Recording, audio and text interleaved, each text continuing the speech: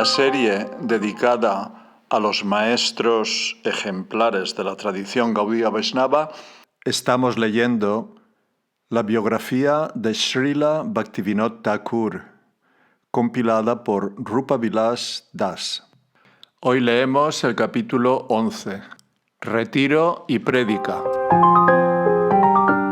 Jubilación y difusión de la prédica. A mediados de 1893, Sir Henry Cotton, secretario jefe del gobierno de Bengala, ordenó a Srila Bhaktivinoda que reanudara sus funciones. El Thakur quería restablecer su servicio en Krishnanagar, pero se le pidió que fuera a Sasaram, porque había disturbios entre hindúes y musulmanes. Según él recuerda, hubo una grave disputa entre hindúes y musulmanes por la matanza de vacas. Las relaciones entre hindúes y musulmanes siempre fueron buenas, pero debido a la matanza de vacas, las buenas relaciones terminaron. Los sentimientos de hostilidad eran mutuos y había constantes enfrentamientos entre ellos. La ciudad de Sasaram estaba formada por muchos pasajes y callejuelas, y musulmanes e hindúes vivían codo con codo. Debido a esto surgieron muchas oportunidades para los altercados. Los enfrentamientos se desarrollaban a diario. Un determinado sannyasi Vaishnava compró un pequeño terreno frente a mi oficina judicial y batalló para construir allí un templo. Los musulmanes insistían en que allí no se podía construir. El sannyasi me habló del asunto y yo hablé con uno de los dirigentes musulmanes para conocer su opinión al respecto. El sannyasi no esperó el resultado y emprendió la construcción del templo de todos modos. Ese día en particular yo estaba en Nasariganga. Los musulmanes fueron al terreno con palos y espadas dispuestos a pelear. Los líderes musulmanes enviaron un telegrama al gobierno y se informó al comisario de que el sannyasi estaba construyendo el templo sobre una tumba musulmana y que lo estaba haciendo con la complicidad de los oficiales hindúes. Se intercambiaron muchas cartas sobre este asunto.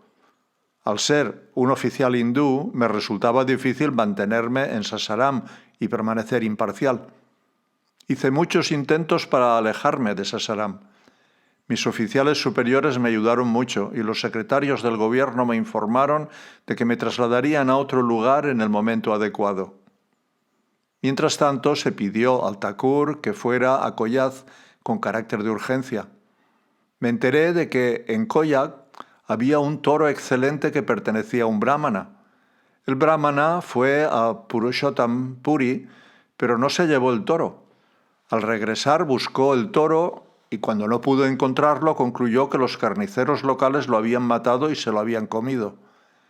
El brahmana desafió a los carniceros musulmanes y estos respondieron: «¿Qué sucede con tu toro? En el futuro mataremos 5 vacas delante de todo el mundo el día de mercado. ¿Qué harán los hindúes entonces?». Al oír estas palabras, el brahmana se enfureció e informó a todos los hindúes. También escribió a los respetables ciudadanos de la ciudad para poner fin a la matanza de vacas. El día de mercado, casi 4.000 hindúes de toda la región y fuera de ella, portando proyectiles y espadas, llegaron a la casa del carnicero, que tuvo que huir. Provocaron un ligero disturbio, pero no vieron al hombre y por lo tanto se dispersaron. Por la tarde, el grupo musulmán había crecido y empleando pistolas y espadas hirieron a algunos hindúes. Los heridos tuvieron que ser enviados al hospital. Después de un cierto retraso, llegó la policía, pero no pudieron hacer nada. En conclusión, aunque era evidente que los musulmanes crearon el altercado, como la pelea no la iniciaron ellos, sino los hindúes, se consideró que éstos tenían la culpa. Después de interrogar cuidadosamente a los testigos de ambas partes, sentencié a 2 años de prisión a unos 4 hindúes. Luego, después de examinar a los testigos contra los musulmanes, sentencié a 2 años de prisión a algunos de ellos. Apelaron ante el Tribunal Superior contra mi decisión en estos 2 juicios, pero mi decisión fue confirmada. Finalmente, el Thakur escribió a Sir Henry Cotton y fue trasladado a Nadia, según sus propios comentarios. Los días de mis problemas habían terminado. El mes de octubre fui a Calcuta desde Sasaram. La carga de trabajo de Thakur se redujo un poco y volvió a pensar en su jubilación con nostalgia. Era el año 1894. En Krishnanagar se celebró una gran reunión de la Sri Navadvip Dham Pracharini Sabha a la que asistieron muchos estudiosos. Tras mucho debatir, se decidió que había que instalar deidades en el Yogapit, el lugar donde naciera el señor Gauranga. En octubre de 1894, cumplidos los 56 años, el Thakur decidió retirarse del servicio gubernamental en contra de las protestas de las autoridades gubernamentales y de su familia. Consideraba que la gran labor de predicar las glorias del Santo Nombre era urgente y que su servicio al gobierno era un obstáculo. Se retiró a Surabhikunja, en Godrumadwip, donde se dedicó por completo a predicar, cantar y escribir. Revisó muchos de sus escritos anteriores, perfeccionándolos y puliéndolos. Las tareas mundanas ya no le distraían. El 6 de diciembre de 1894 apareció un artículo en el Amrita Basar Patrika describiendo que, justo después de su retirada del servicio gubernamental, comenzó a ir de puerta en Calcuta, pidiendo donaciones para el templo del señor Chaitanya en Mayapur con un espíritu de perfecta humildad. El artículo decía: Babu Kedarnath Dutt, el distinguido magistrado adjunto que acaba de retirarse del servicio, es uno de los miembros más activos. De hecho, Babu Kedarnath fue designado por el comité para recaudar suscripciones en Calcuta y otros lugares y está decidido a ir de casa en casa, si es necesario, y pedir una rupia a cada caballero hindú para este noble propósito. Si Babu Kedarnath Dutt, por lo tanto, realmente está firme en su resolución de ir de un lado a otro con una bolsa en la mano, esperamos que ningún caballero hindú, cuya casa pueda ser honrada por la presencia de un bhakta tan devoto como Babu Kedarnath, lo despida sin contribuir con su granito de arena, por humilde que sea, al fondo del templo Gaur Vishnupriya. Srila Bhaktivinoda Thakur honró de esa forma las casas de muchas personas, incluso de aquellos que antes se habían opuesto a él por una razón u otra. Sus esfuerzos sirvieron de inspiración para muchos otros trabajadores y en poco tiempo se reunieron fondos suficientes para erigir un templo en Mayapur. Durante la excavación de los cimientos se encontró una deidad de Adokshaja Vishnu. Al consultar las escrituras Gaudiya Vaishnavas, el Thakur determinó que esta deidad era la misma deidad adorada por Sri Jagannath Mishra, el padre de Sri Chaitanya Mahaprabhu. Este descubrimiento confirmó la autenticidad del lugar desde otro punto de vista, el arqueológico. El 21 de marzo de 1895, el día de Gaura Purnima, el aniversario del nacimiento de Sri Gauranga, se celebró una formidable ceremonia de instalación y un festival de Sankirtan con cánticos del Santo Nombre.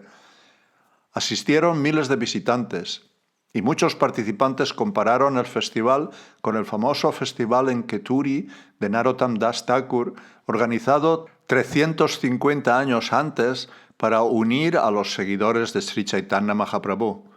Srila Bhaktivinoda Thakur recuerda: hubo un enorme festival de instalación de la Sri Murti al que asistieron innumerables participantes. Hubo Kirtan de Mano Harasare y Nama Sankirtan, todo con gran dicha. Anteriormente hubo algunas muestras de envidia por parte de los habitantes del actual Navadvip por el hallazgo de la antigua Navadvip. Hubo algunos comentarios y una profusión de palabras ofensivas contra los devotos de Gauranga. Sin embargo, aquellos que han ofrecido sus vidas a los pies del loto de Gauranga, ¿por qué iban a dejarse intimidar por los comentarios de gente malvada? Sin hacer caso alguno a los comentarios de los envidiosos y de la mentalidad mundana, Los devotos se dispusieron a construir un templo y adorar al Señor. El Thakur instaló las deidades del Señor Chaitanya y su consorte Srimati Vishnupriya, y todo se llevó a cabo con gran pompa. El lugar de nacimiento de Sri Chaitanya Mahaprabhu fue conmemorado oficialmente y su verdadera identidad e importancia fue revelada de manera espectacular a miles de personas. Miles de Vaishnavas de todas partes de la India estuvieron presentes y participaron en los extáticos cantos, bailes y festín. La mayoría de los estudiosos panditas de Navadvip, después de escuchar las exhaustivas pruebas descubiertas por el Thakur, finalmente admitieron que este era, en efecto, el lugar de la venida del Señor Chaitanya. Después de esta trascendental celebración, el Thakur viajó a Tripura, un estado montañoso donde reinaba Virachandra Deva Maharaj, que era devoto del Señor Vishnu. El Thakur viajó allí por invitación del rey en julio de 1896 y durante 4 días predicó las glorias del Santo Nombre a la gente de allí. El primer día habló sobre los principios eternos de la devoción y la forma espiritual del Santo Nombre de Krishna. Su conferencia estuvo llena de profundos análisis filosóficos y muchas citas de la literatura védica, desconocidas incluso para los numerosos panditas y sabios caballeros que asistieron. Al escuchar su charla, quedaron atónitos ante la erudición y los profundos conocimientos del liberado Paramahamsa. Muchos pudieron comprender por primera vez la naturaleza trascendente del servicio devocional puro y el canto de los santos nombres. Durante los días siguientes, el Thakur animó tanto a la familia real como al público en general, hablando continuamente de los sublimes pasatiempos del Señor Chaitanya. Al regresar de Tripura a su trabajo con los Namajata en Godrumadwip, el Thakur recorrió todas las aldeas de los alrededores de Calcuta y Kumarahata, cantando el santo nombre y difundiendo las enseñanzas de Sri Chaitanya. Desde el momento de su retiro en 1894 hasta 1896, hubo otro increíble caudal de predicación, escritura y publicaciones. En 1894 publicó Vedarka Diditi, un comentario sánscrito sobre el Sri Isopanishad, junto con el comentario de Baladev Vidyabhusana y otros comentarios. También publicó Tattva Muktabali o Mayavada Sata Dushani, un libro de Madhvacharya que refuta la filosofía de Sankaracharya, con una traducción en prosa al bengalí. En 1895 el Thakur estaba en plena marcha con la publicación de su Amrita Prabha Bhashya, su comentario sobre el Sri Chaitanya Charitamrita. El Haribhakti Kalpalatika, una obra en sánscrito sobre la devoción pura de un autor desconocido y editada por el Thakur. Sodasha Granta, 16 pequeños ensayos sobre el Vaishnavismo de Sri Vallabhacharya. Sri Gaurangastava Kalpataru, un poema de 12 versos en sánscrito del Stavabali de Raghunath Das Goswami. Manak Santoshani, una traducción al bengalí de una obra sánscrita de Sri Pradyumna Mishra. Mukunda Malastotram, del rey Kulashekar, que fue uno de los 12 albars del sur de la India. Sri Lakshmi Charita, de Gunaraj Khan, el autor de Sri Krishna Vijay. 4 namastotras del Narada Pancharatra y Sriman Mahaprabhur Astakaliya Lila Smarana Mangalastotram, un poema sánscrito de 11 versos sobre los 8 pasatiempos diarios del Señor Chaitanya, de autor desconocido. Su mensaje llega al mundo occidental. 1896 fue el año trascendental en el que el Thakur llegó a Occidente por medio de su Sri Gaurangalila Smarano Stotram, un libro que contiene 104 versos sánscritos y una descripción condensada de los pasatiempos y enseñanzas de Sri Chaitanya Mahaprabhu, tal como se encuentran en el Sri Chaitanya Charitamrita y Sri Chaitanya Bhagavat. El libro comenzaba con una introducción de 47 páginas en prosa inglesa titulada Sri Chaitanya Mahaprabhu, His Life and Precepts, es decir, Sri Chaitanya Mahaprabhu, Vida y Preceptos. Esta introducción resume el contenido de los versos sánscritos del libro y es una de las descripciones más concisas y sublimes de la vida y las enseñanzas del Señor Chaitanya jamás escritas. Es néctar condensado. Acompañando a los versos sánscritos había un comentario sánscrito titulado Vikashini Tika del renombrado Pandit de Navadvip Maha Mahopadhyaya Sitikanta Vachaspati. La obra mencionada se envió a varias universidades e intelectuales de diferentes partes del mundo y fue en parte una respuesta al filósofo estadounidense Ralph Waldo Emerson, quien había expresado su pesar por no poder leer el sánscrito de la Sri Krishna Samhita del Thakur. Este nuevo texto en inglés estaba al alcance de los intelectuales de Occidente, y el libro llegó a muchas de las principales instituciones educativas de ambos hemisferios. De hecho, uno de los discípulos de Srila Prabhupada descubriría, muchos años después, un ejemplar en la Universidad McGill de Montreal. 1896 fue también el año en que nació Srila Prabhupada, quien, en su dedicatoria al Thakur de su libro Enseñanzas del Señor Chaitanya, indicó lo siguiente: dedicado al sagrado servicio de Srila Sachidananda Bhaktivinoda Thakur, quien inició las enseñanzas del Señor Chaitanya en el mundo occidental, en 1896, el año de mi nacimiento. Por alguna coincidencia espiritual, los dos acontecimientos ocurrieron el mismo año, y Srila Prabhupada no descartó, sino que señaló el significado espiritual. Además, Srila Bhaktivinoda Thakur había predicho que los occidentales también aceptarían las enseñanzas de Sri Chaitanya. En uno de sus artículos escritos para Sajjana Toshani y publicado en 1885, no solo lo había predicho, sino que rezó por ello y lo invocó con el mismo ánimo con el que Advaita Acharya rezó pidiendo el descenso del Señor Chaitanya. El Señor Chaitanya no vino a liberar solo a unos pocos habitantes de la India. Más bien, su principal objetivo era emancipar a todas las entidades vivientes de todos los países de todo el universo y predicar la religión eterna. El Señor Chaitanya dice en el Chaitanya Bhagavata: en cada ciudad, país y aldea se cantará mi nombre. No hay duda de que esta orden incuestionable se cumplirá. Muy pronto el camino sin igual del Harinam Sankirtan se propagará por todo el mundo. Ya estamos viendo los síntomas. Oh, que llegue el día en que los afortunados ingleses, franceses, rusos, alemanes y estadounidenses tomen pancartas, mridangas y kártals y lleven a cabo kirtan por sus calles y pueblos. ¿Cuándo llegará ese día? Oh, que llegue el día en que las personas de piel clara entonen el canto de Jai Sachinandana Ki Jai, y se unan a los devotos bengalíes. ¿Cuándo llegará ese día? Y en ese día dirán: queridos hermanos, nos hemos sumergido en el océano del amor del Señor Chaitanya, abrácennos bondadosamente. ¿Cuándo llegará ese día? Ese día será testigo del santo éxtasis trascendental del Vaishnava Dharma como único Dharma, y todas las sectas y religiones fluirán como ríos hacia el océano del Vaishnava Dharma. ¿Cuándo llegará ese día?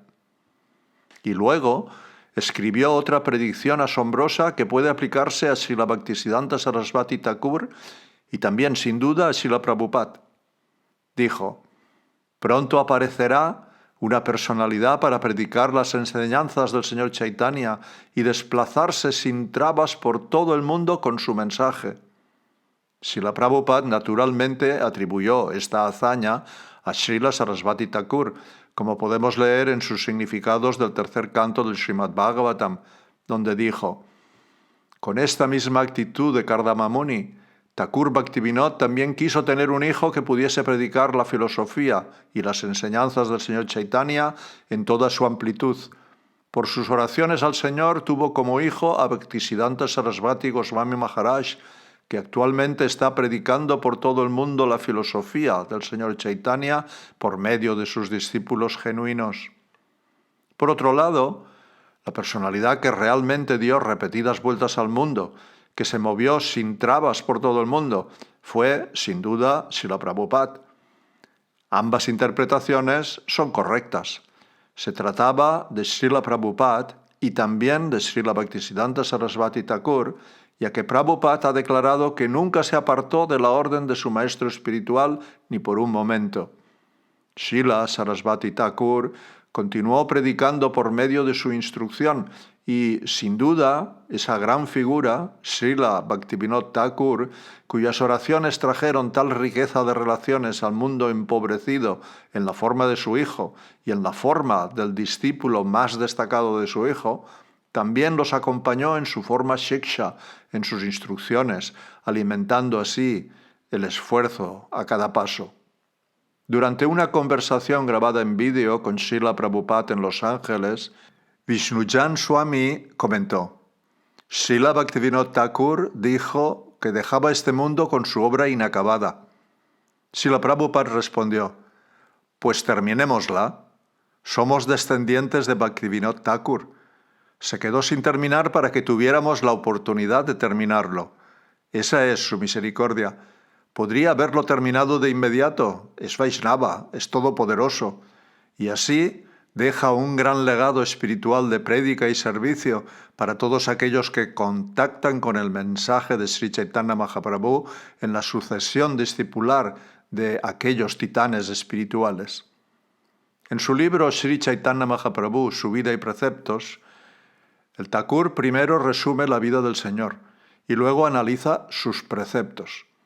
Esa parte comienza así.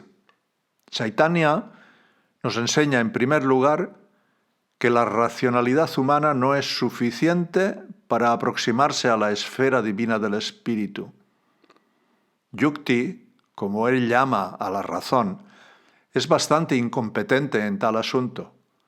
El ruchi, como él denomina el sentimiento religioso en el hombre, tiene el poder de comprender esa esfera divina, incluso en una cantidad muy pequeña. Únicamente la inspiración puede dar luz a los asuntos espirituales. Las inspiraciones que descienden del cielo y nos llegan a través de almas purificadas y bendecidas se manifiestan en forma de Vedas. Los Vedas, junto con sus notas explicativas, los Puranas, son, por lo tanto, la única evidencia en materia de espíritu y son de naturaleza eterna. Por lo tanto, las verdades de los Vedas deben aceptarse como la única verdad en materia superior.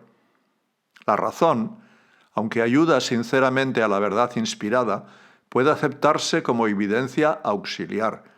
Los Vedas nos enseñan, según Chaitanya, 9 doctrinas principales, a saber: 1. Hari, el Todopoderoso, es uno sin par. 2. Siempre está investido de poder infinito. 3. Él es el océano de rasa, sabor o emoción. 4. El alma es su vibhinangsna, o parte separada de él.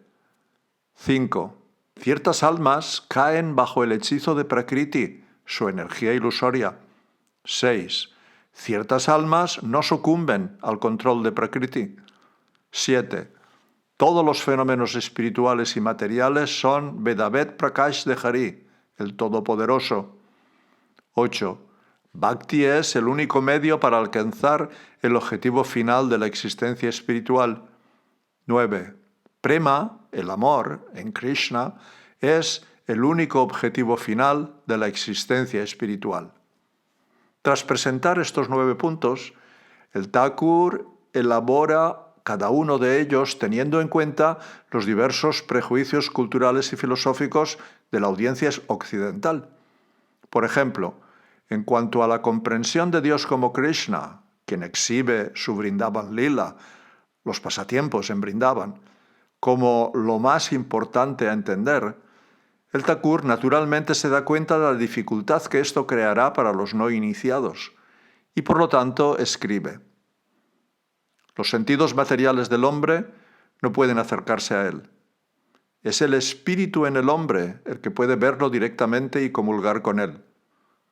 El alma encadenada por la materia ha perdido, debido a su propia degradación, el derecho a ver a Krishna y su lila, su juego, su pasatiempo espiritual en el mundo espiritual. Pero Krishna, gracias a su propio poder supremo y preferencia, puede mostrarse con todo su lila de Brindavan a los ojos de todos los hombres. El hombre racional difícilmente puede concebir y creer en Krishna y su lila. A medida que su esencia espiritual prospera, lo ve y lo ama con todo su corazón. En nuestra limitada percepción, difícilmente podemos tratar este tema de manera completa y exhaustiva. Por lo tanto, dejamos este punto a nuestros lectores con estas palabras. Renuncien progresivamente a los grilletes de la materia. Cultiven su espíritu en su interior. Renuncien a los prejuicios que hayan adquirido de los supuestos pensadores racionales que niegan la existencia del espíritu. Sean humildes consigo mismos y aprendan a respetar a aquellos que se esfuerzan en alcanzar logros espirituales. Hagan esto con su corazón, mente y energía en compañía de personas espirituales y verán a Krishna en poco tiempo. Krishna no es un ser imaginario, ni tienen derecho a pensar que él es un fenómeno material imaginado por unos estúpidos que lo consideran el Ser Supremo. Krishna no se entiende mediante el proceso de distinguir lo subjetivo de lo objetivo, ni debe aceptarse como una imposición creada por cuentistas. Krishna es eterno, espiritualmente verdadero, se refleja en el alma humana tan pronto como ésta se libera de toda la presión de la materia burda y se convierte en el sujeto del amor que procede del alma. Acéptenlo como tal y lo verán en los ojos de su alma. Las palabras no pueden describir a ese ser trascendental. El ideal más elevado, mejor y más espiritual de la divinidad está en Krishna. Aportar argumentos en su contra es simplemente engañarse a uno mismo y privarse de las bendiciones que Dios ha reservado para el hombre. Por lo tanto, todas las descripciones de su nombre, persona, atributos y lila, actividades festivas, deben aceptarse espiritualmente, renunciando a la parte material que las palabras necesariamente implican. La autoridad, convicción y franqueza con la que habla el Thakur permite reconocer el sello distintivo del Parampara, la sucesión discipular procedente de Sri Chaitanya Mahaprabhu. Cuando predicadores como el Thakur, Srila Sarasvati Thakur y Srila Prabhupada presentan estos temas de manera práctica, desechando los prejuicios y las ideas preconcebidas racionalistas y afirmando lo que perciben sin lugar a dudas, se refieren a conocimientos y experiencias espirituales casi inconcebiblemente sublimes y selectas. Resulta, pues, claramente deseable entregarse a un maestro espiritual que realmente ha visto la verdad y puede hablar del absoluto con tanta autoridad y convicción concluyentes. El Thakur, al abordar el tercer punto, es decir, que el Señor Hari es el océano de los impulsos rasa, las emociones espirituales, insta al lector a no pensar que las actividades de Krishna en el mundo espiritual se han imaginado a la luz de nuestra experiencia de las actividades de las personas comunes en el mundo material. Allí escribe: el Chit Jagat, el universo espiritual, es el modelo de donde emana el Mayik Jagat, el universo material, pero no son idénticos. Debemos protegernos de la idea de que el hombre ha imaginado el universo espiritual a partir de la experiencia del universo material. Esa idea es panteísta y también puede calificarse de atea. La razón, cuando no está espiritualizada, tiende a crear tal duda, pero quien desee disfrutar del amor espiritual debe renunciar a ella por engañosa. El rasa eterno de Krishna existe espiritualmente en el cielo espiritual. Para nosotros, que moramos en el mundo inferior, existe un telón que se interpone entre nuestros ojos y la gran escena espiritual del lila de Krishna. Cuando, por la gracia de Krishna, se levanta ese telón, tenemos el privilegio de verlo, y de nuevo, cuando el Todopoderoso le place bajar el telón, el gran lila de Brindavan desaparece. Saboreen el tema y su convicción será la misma que la mía. Hermanos, no renuncien a un asunto tan importante sin un examen adecuado y liberal. A continuación, el Thakur aborda la controvertida idea de la transmigración, al referirse al cuarto punto, es decir, el alma es su vivinansa o parte separada de él.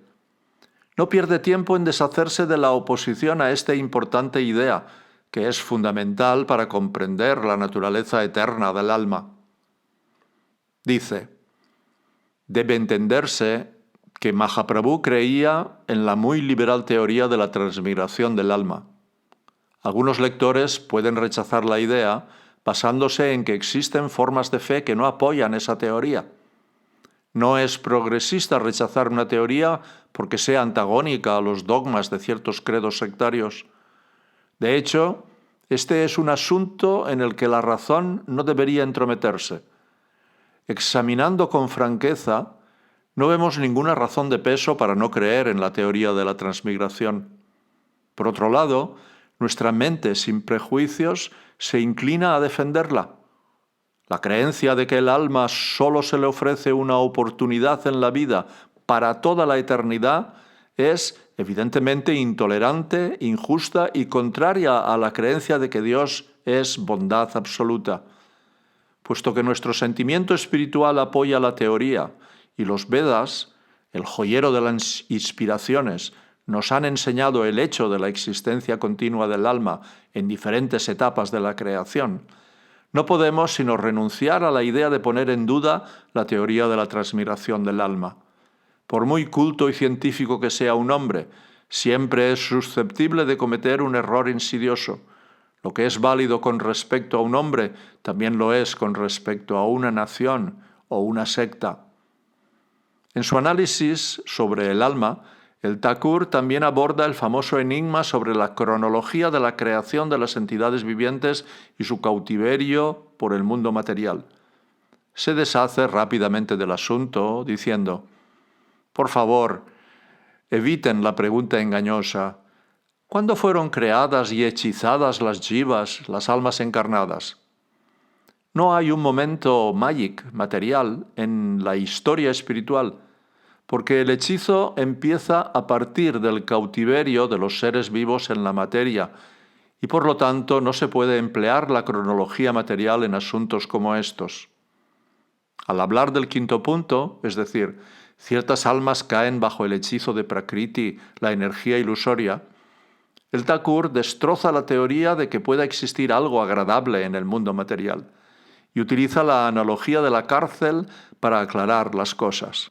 Escribe, de hecho, Maya, la ilusión, está a cargo del correccional de Dios. Aquellos seres vivientes que, abusando de su libre albedrío, olvidan que fueron siervos eternos de la deidad y piensan en disfrutar por sí mismos de manera egoísta, quedaron atrapados por Maya, la ilusión, para su estancia en la cárcel y su corrección.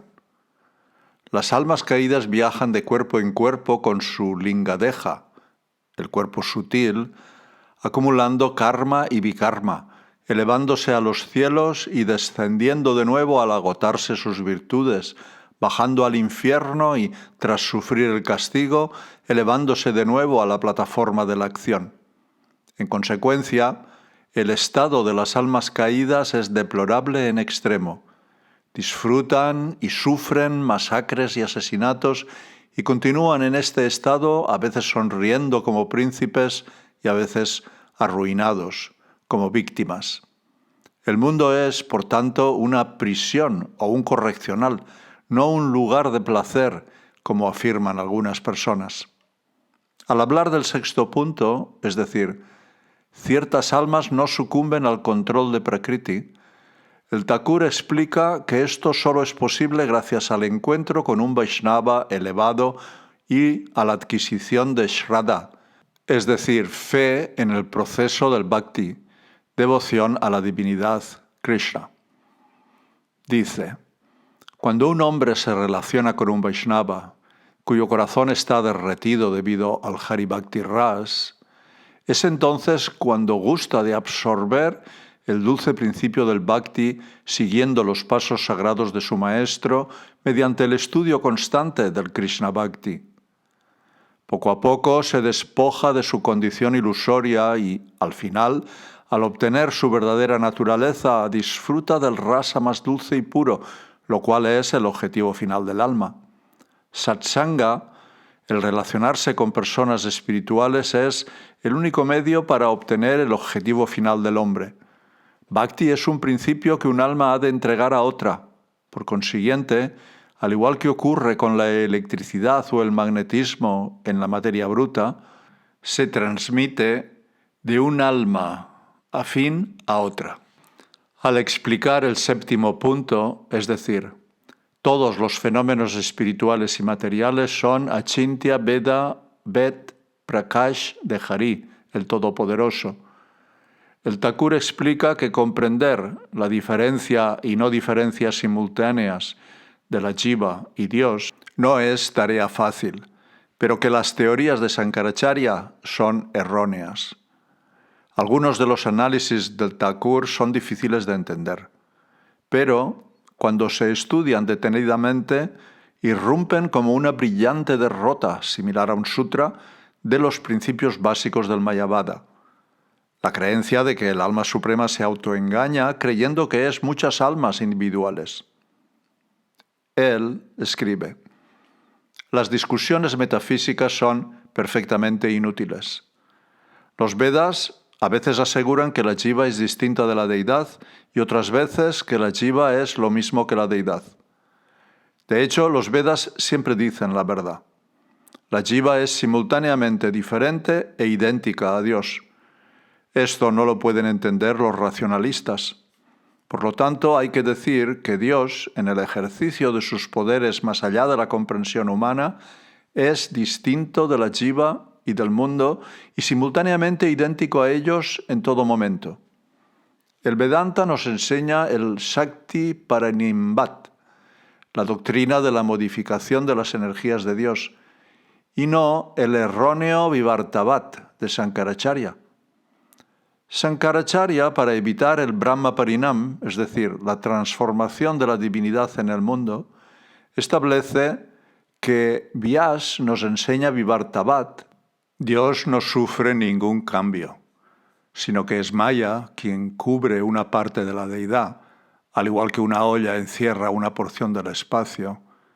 Es la creadora del mundo. O que Dios se refleja en avidya, la ignorancia, cuando en realidad solamente Dios existe realmente. Estos son argumentos inútiles y abstrusos. Está claro que el Vedanta nos enseña que Dios es inmutable y nunca está sujeto a modificaciones.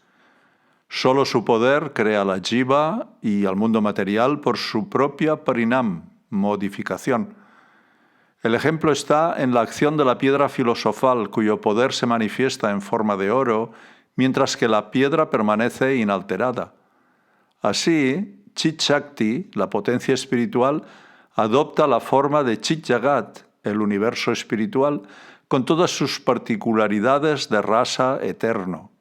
Y Jiva Shakti adopta la forma de innumerables jivas, algunas viviendo en Vaikunta como parshadas o ángeles, y otras moviéndose en este mundo en diversas formas y bajo circunstancias muy diferentes. Maya Shakti, la potencia ilusoria, crea numerosos mundos para las moradas y entretenimientos de las almas caídas. Vivartavat es sin duda un error y se opone a las enseñanzas de los Vedas. Por otra parte, Shakti Parinambat es lo único verdadero y apoya los hechos de que el amor espiritual es eterno. Si Vivartavat fuera cierto, la consecuencia natural sería declarar que el amor espiritual es un principio temporal.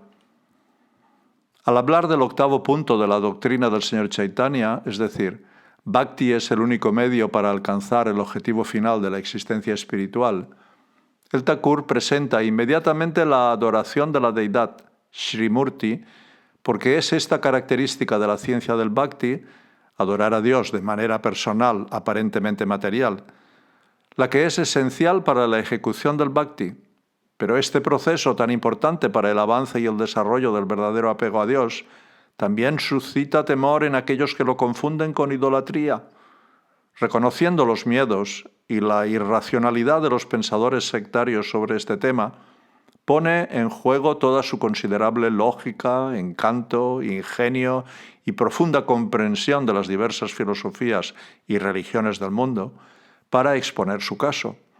Cualquiera que desee plantear este controvertido tema ante un público occidental haría bien en estudiar la presentación del Thakur, ya que con su formación en el estudio de la Biblia, el Corán y los pensamientos de los filósofos occidentales y orientales, estaba más que preparado para todas las formas de duda, escepticismo o sospecha.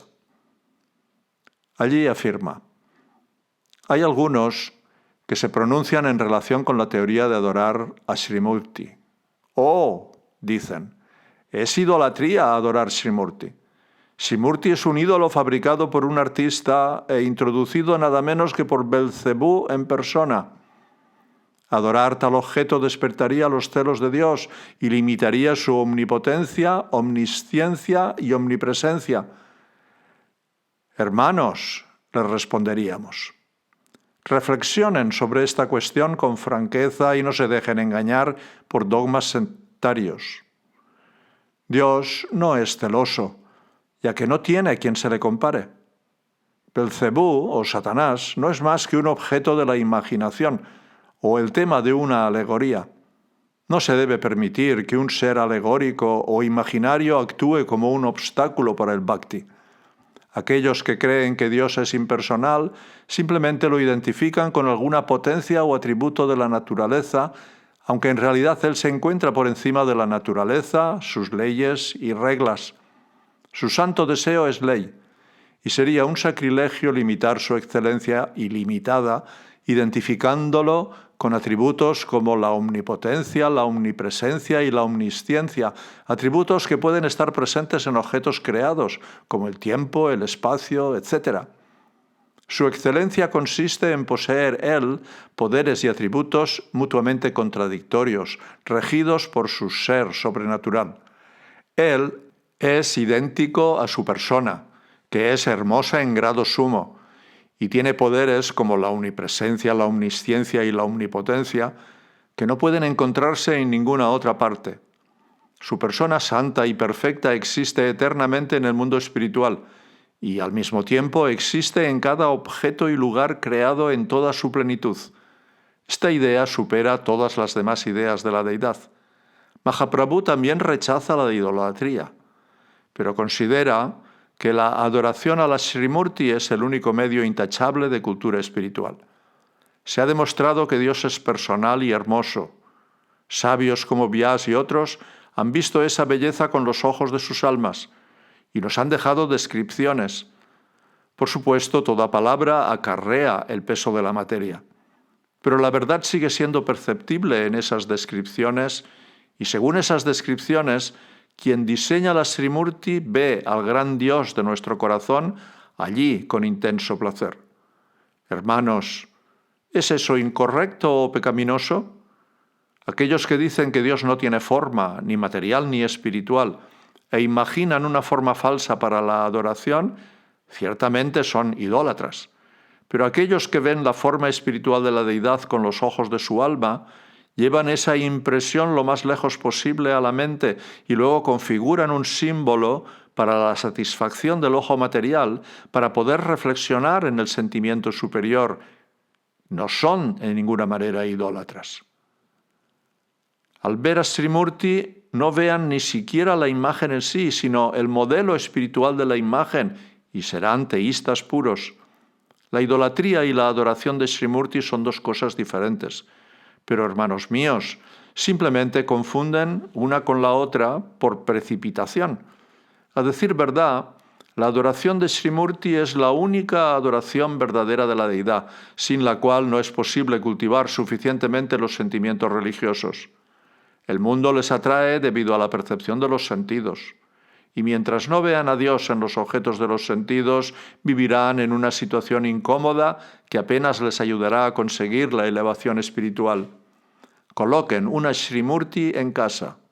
Piensen que Dios Todopoderoso es el guardián de la casa. La comida que toman es su prasad, su misericordia. La flor y los aromas que se le ofrecen también son su prasad. El ojo, el oído, la nariz, el tacto y la lengua tienen todos una cultura espiritual. Háganlo con un corazón santo y Dios lo sabrá y les juzgará según la sinceridad que pongan en ello. Satanás y Belcebú no tendrán nada que ver con ustedes en este asunto. Todo tipo de adoración se basa en el principio de Srimurti. Si examinan la historia de la religión, llegarán a esta noble verdad. La idea semítica de un Dios patriarcal, tanto en el período precristiano del judaísmo como en el período posterior del cristianismo y el islam, no es más que una idea limitada de la Srimurti.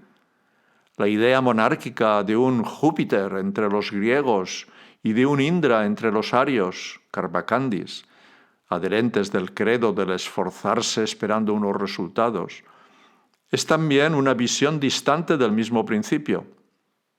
La idea de una energía y del Jyotirmaya Brahma de los meditadores y de una energía sin forma de los Shaktas es también una visión muy minúscula de la Srimurti. De hecho, el principio de Srimurti es la verdad misma exhibida de manera diferente en diferentes personas según sus diferentes fases de pensamiento. Incluso Jaimini y Comte, que no se hallaban preparados para aceptar un Dios creador, formularon ciertas fases de Srimurti simplemente porque fueron impulsados por alguna acción interior del alma. Por otra parte, nos encontramos con personas que han adoptado la cruz, el Shalagram Shila, el Lingam y emblemas similares como indicadores de la idea interior de Srimurti. Además, si la compasión, el amor y la justicia divinos pueden ser plasmados con un lápiz y expresados por el cincel, ¿por qué no debería la belleza personal de la deidad, que abarca todos los demás atributos, ser representada en poesía o en imagen o expresada por el cincel en beneficio de la humanidad?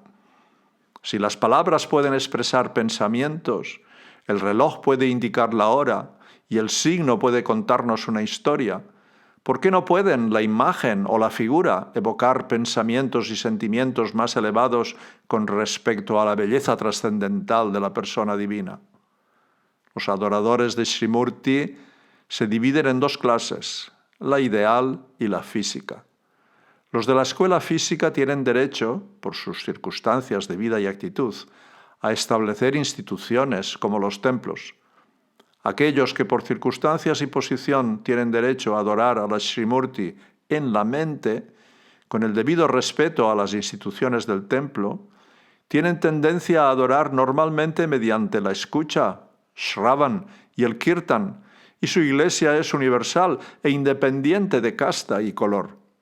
Mahaprabhu prefiere esta última clase y muestra su adoración en su Shikshastaka, su única composición escrita. Adoren, pues, sin interrupción, con un sentimiento de imperturbabilidad, y en muy poco tiempo serán bendecidos con prema, amor divino.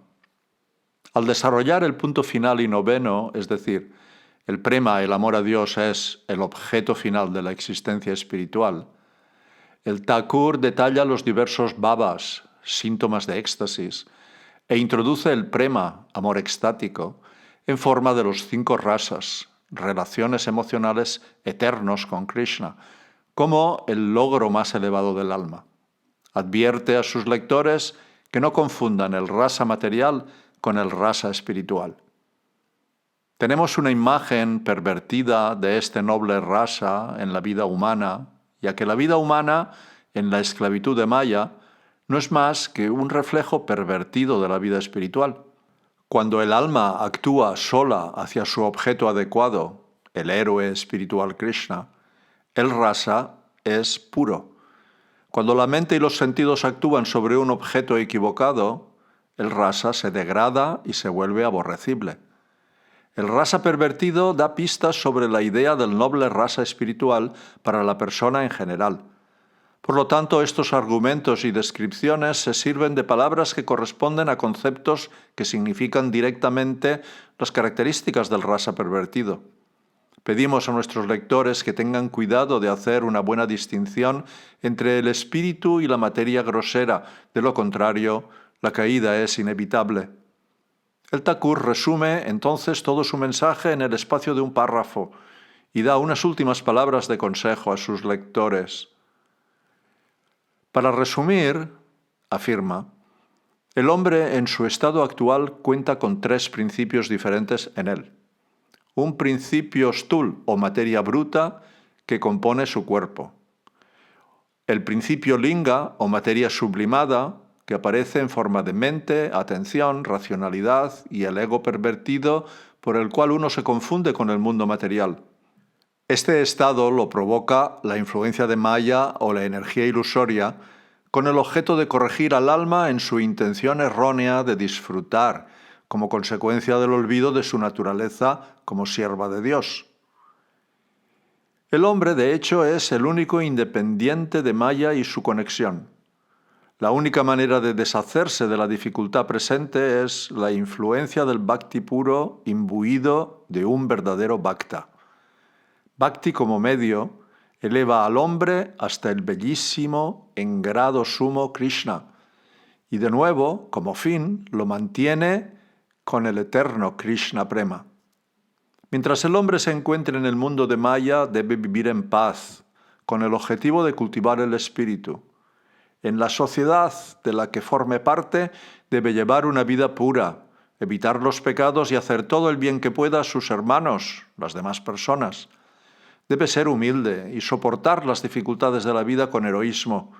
No debe alardear de ninguna bondad o grandeza que tenga, y debe tratar a todos con el respeto que se merecen.